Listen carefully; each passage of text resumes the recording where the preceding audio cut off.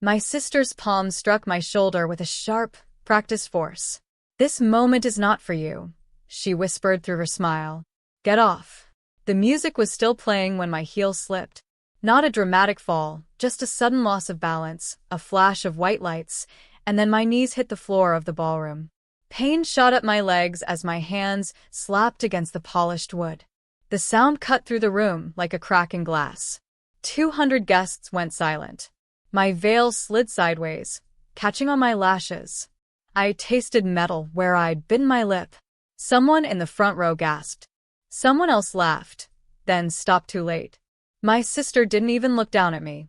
She smoothed her dress, turned back to the audience, and said, "Sorry, everyone. Let's continue," as if I were nothing more than a misplaced prop. "My name is Maribel Stone. I'm 28. As I pushed myself up, hands trembling, knee already swelling, I finally saw what I'd refused to name my entire life. This wedding wasn't mine. It never was. Growing up, she always stood in front. She opened my birthday gifts first. She borrowed my clothes and never returned them. She announced her engagement at my graduation dinner and called it bad timing. I learned how to smile through it, how to stay quiet, how to make myself smaller. But standing there in my wrinkled gown, I looked at her face. She wasn't embarrassed. She was pleased. My fiancé half rose from his chair, unsure where his loyalty was supposed to land. My mother caught my eye and mouthed, "Don't make a scene." The same sentence she'd been feeding me since childhood. So I didn't. I smiled. I nodded. I walked off the stage alone. Later that night, when the lights were off and my dress lay crumpled in the corner, my phone started buzzing on the nightstand. Once. Twice. Again. I turned it face down. By morning, the screen read 28 missed calls. And for the first time, I let the silence stay. I woke up with my head pounding and my knees stiff, the kind of ache that reminded you exactly how you fell. The hotel curtains were still drawn. Dust floated in a thin line of morning light. My phone lay where I'd left it, screen dark now, harmless looking. I didn't pick it up yet. Instead, I sat on the edge of the bed and stared at my hands. One nail was cracked. My ring finger was red where I'd twisted the band all night, back and forth, until the skin burned. A knock came at the door. Soft. Then harder. "Maribel," my mother called. "Open up." I stayed still. She tried the handle like she always did, as if my boundaries were suggestions. "Your sister is very upset. You embarrassed her yesterday." That word landed heavier than the fall. Embarrassed her. I finally opened the door just enough to look at my mother's face.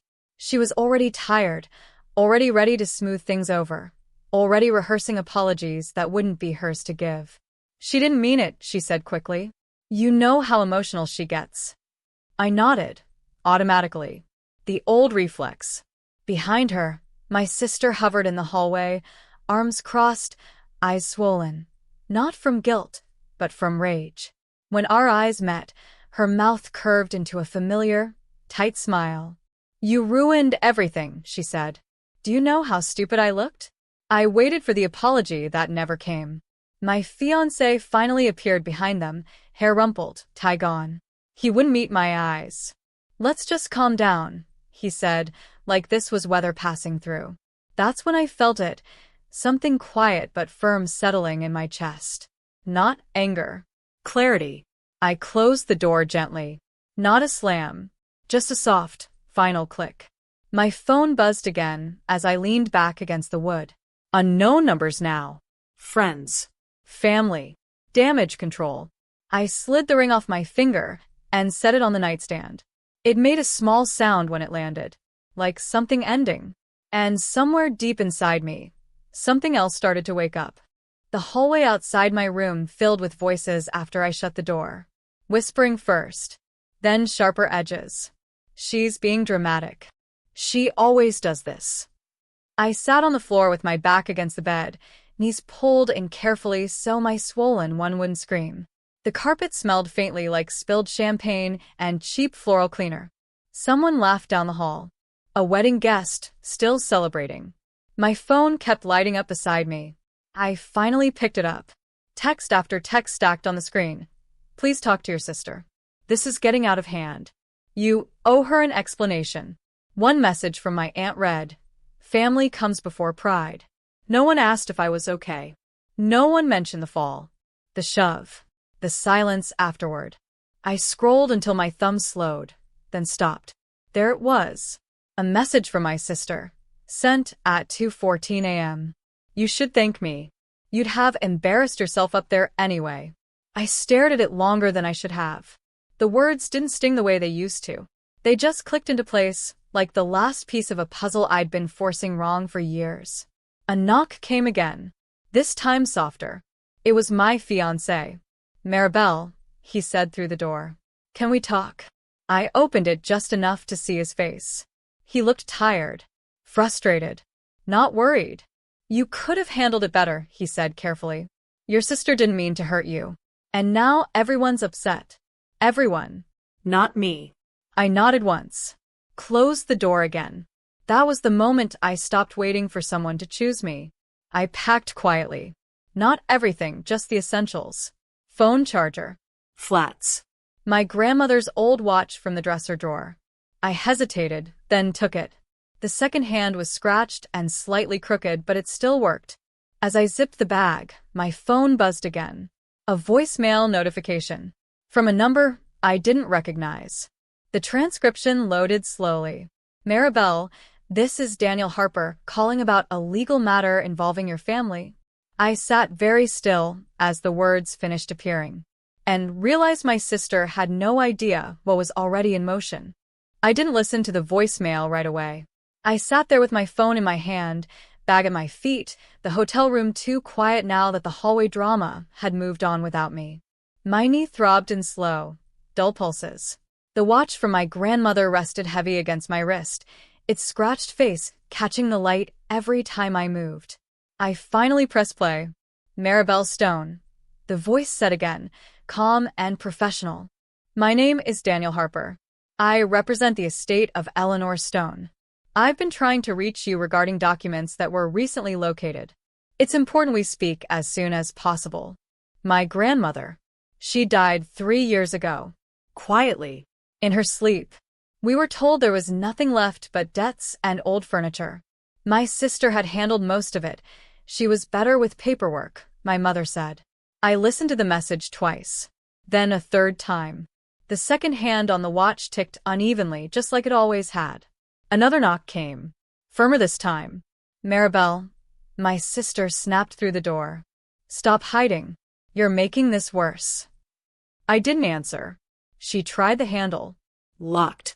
I heard her sigh dramatically, the sound she made when she wanted an audience. You always do this, she said, loud enough for the hallway. Play the victim.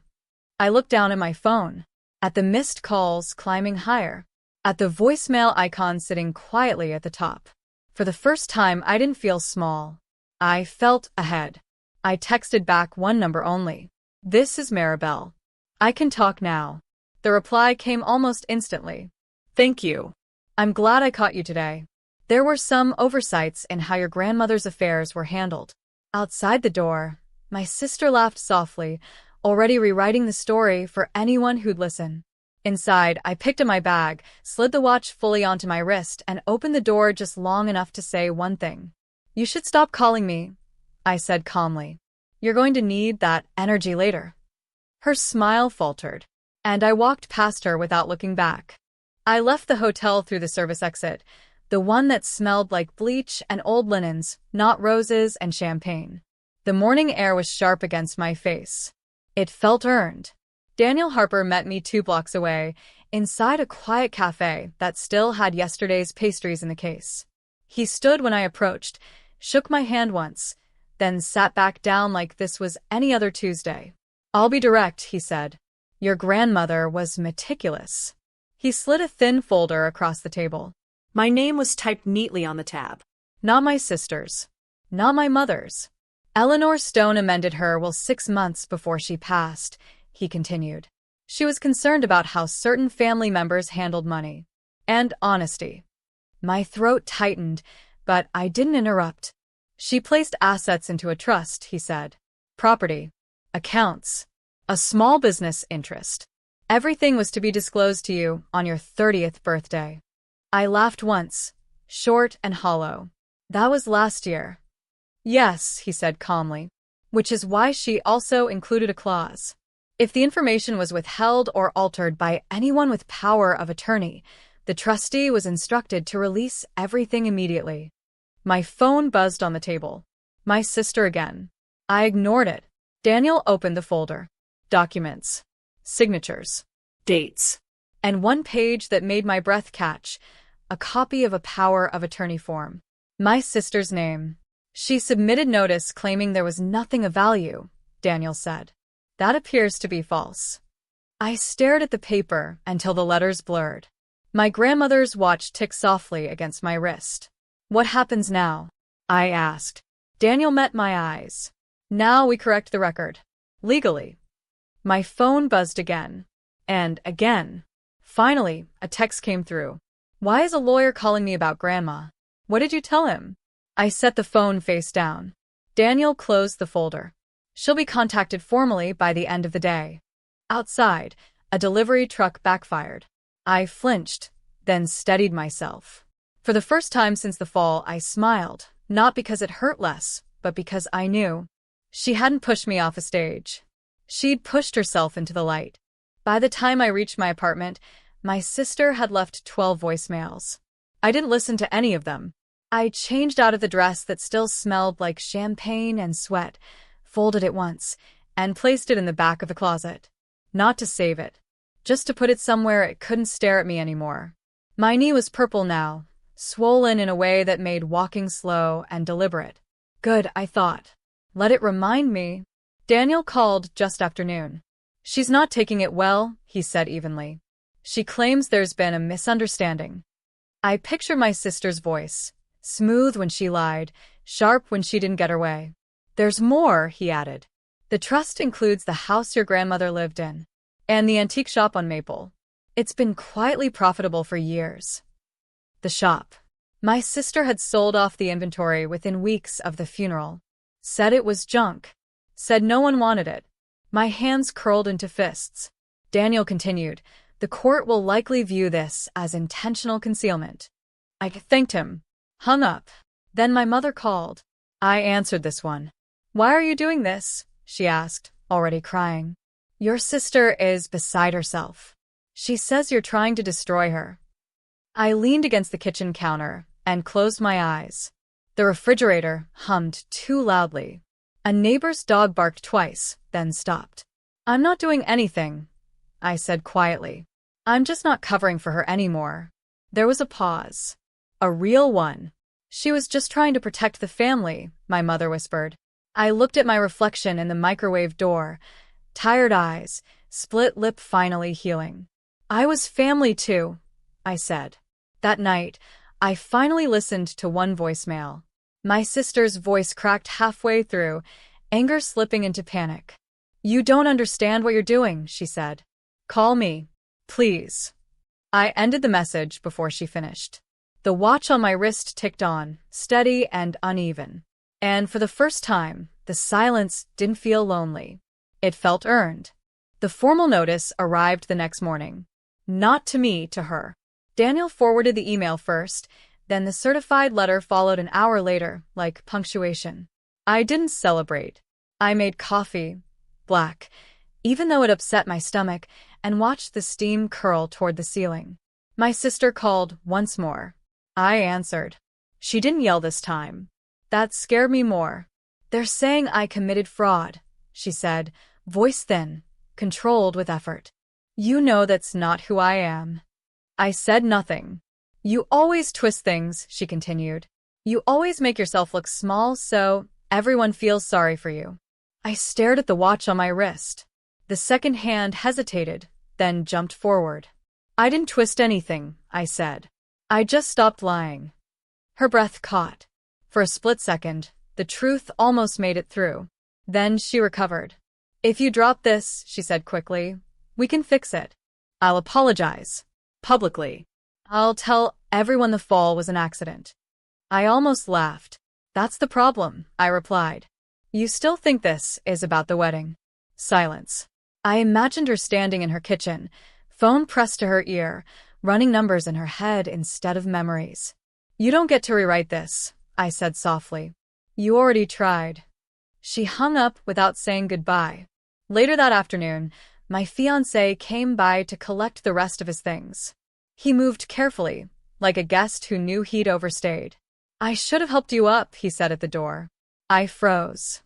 I know, I replied. And I meant it. He left. The door closed. The apartment felt larger. That evening, Daniel emailed again. Subject line: trust executed. Everything was official now. I sat on the couch as the sun went down, watching light fade across the wall, and felt something loosen in my chest. Not triumph, relief. Because the next morning, when my phone lit up again, it wasn't with missed calls. It was with a message from my sister that said only one thing: We need to talk. And for once, I was ready to let her wait. We met a week later, not at my apartment, not at hers, neutral ground. A quiet cafe, with scratched tables and chipped mugs. The kind of place where nothing important was supposed to happen. She arrived early. That surprised me. My sister looked smaller somehow. No makeup. Hair pulled back too tight. She kept tapping her phone against the table, over and over, like she was trying to wake it up. I sat across from her and didn't say anything. She did. They froze my accounts, she said flatly. The house is tied up. The shop is gone. Her mouth tightened. Mom won't stop crying. I watched steam rise from my cup. My knees still ached when the weather changed. The watch ticked on, steady in its uneven way. She wanted me to have it, I said. Not accusing, just factual. Grandma. My sister swallowed. She always liked you better. That was the lie she needed to survive. She trusted me. I corrected gently. There's a difference. She finally looked at me then. Really looked. And for a moment, I saw something raw pass through her face. Fear, maybe. Or grief she never learned how to carry without stealing space from someone else. I didn't think you'd fight back, she admitted quietly. I nodded once. I know. We sat there in silence. No apologies. No forgiveness speeches. Just truth, heavy and unmoving between us. When we stood to leave, she reached for my arm, then stopped herself. Outside, rain had just started. Soft. Clean. I walked home alone, slower than before, but steadier. The wedding dress stayed in the closet. The ring stayed off my finger. The future felt quiet in a way that didn't scare me. If this ever happened to you, say same in the comments. I didn't change her life that night. I changed mine.